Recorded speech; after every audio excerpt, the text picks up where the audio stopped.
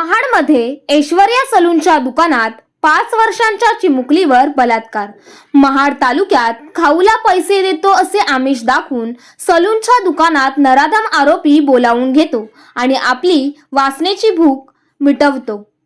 ज्यावेळी पीडित मुलगी घडलेल्या घटनेची माहिती आपल्या आईला सांगते त्यावेळी त्या मातेच्या हृदयाचे पाणी पाणी होऊन जाते आणि ती माऊली एकच हंबरडा फोडते।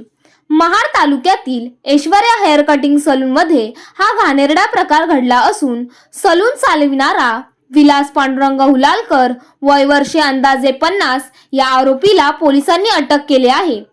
महाड MIDC पोलीस ठाणे येथे आरोपी विरोधात बलात्कार व पोक्सो कलमांतर्गत गुन्हा दाखल करण्यात आला असून महाड उपविभागीय पोलीस अधिकारी शंकर काळे व पोलीस निरीक्षक संतोष जाधव यांच्या मार्गदर्शनाखाली सहाय्यक पोलीस निरीक्षक V राऊत या संपूर्ण गुन्ह्याचा अधिक तपास करीत आहेत।